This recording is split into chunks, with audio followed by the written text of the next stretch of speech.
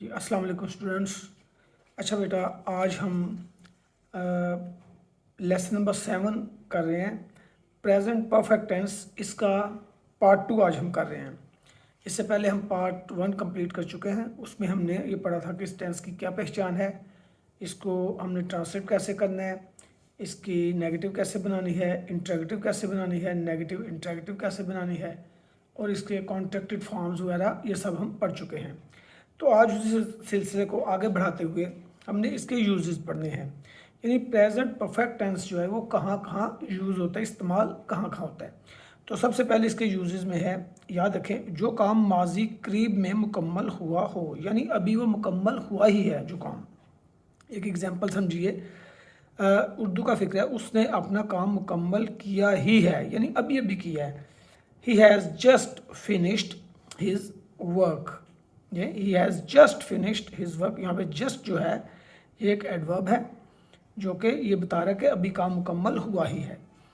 तो अब जस्ट को आपने हेल्पिंग वर्ब, जिसे ऑक्सिलरी भी कहा जाता है, और जो मेन वर्ब है उसके दरमियान लिखना है। जैसे हमने ऊपर देखे example, has just finished. Has एक हेल्पिंग वर्ब है, इसे ऑक्सिलरी भी बोलते हैं, और फिनिश्ड मेन वर्ब है। इन दोनों के दरमियान हमने जस्ट को प्लेस किया है जी।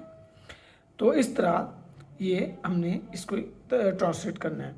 उसके बाद आ जाइए नंबर 2 पे, कि माजी में कोई ऐसा काम जिसके करने का कोई ख़ास वक्त मालूम ना हो, उसके लिए भी टेंस इस्तेमाल होता है। यानी माजी में कोई काम कि जिसके करने का वक्त मालूम ना हो। जैसे एग्जांपल देखिए, I have read the novel, मैंने नावल पढ़ लिया है, but I don't understand it, लेकिन मैं इसको समझता नहीं हूँ। इससे मुराद ये नावल मैंने पढ़ लिया है, और लेकिन ये माजी में पढ़ा है, लेकिन उसका वक्त यहाँ मेंशन नहीं किया गया। क्योंकि अगर तो आप टाइम मेंशन कर देंगे ना, कि मैंने जैसे 2 दिन पहले पढ़ा है, 4 दिन पहले पढ़ा है, 1 वीक पहले पढ़ा है, तो फिर ये पास्ट सिंपल टेंस में कन्वर्ट हो जाएगा। तो लिहाजा ये आपने याद रखना है कि जब टाइम ख़ास वक्त मालूम ना हो, उस वक्त ये आपने टेंस इस्तेमाल करना है।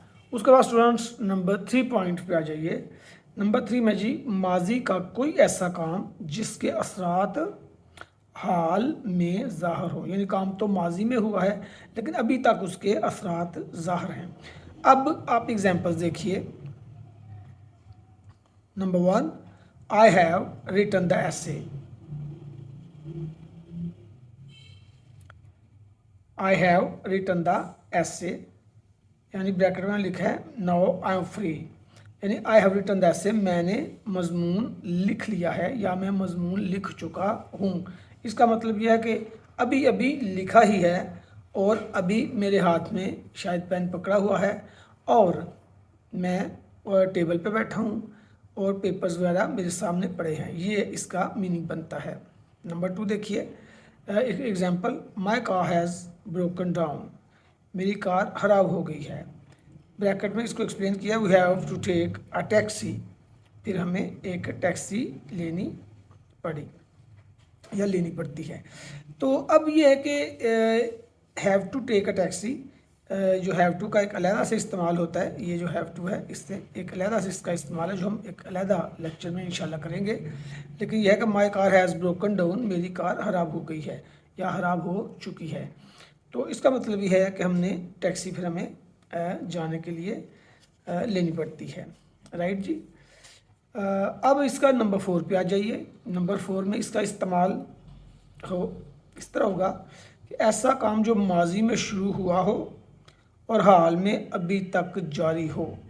यानी माजी में काम शुरू हुआ और अभी तक वो जारी है।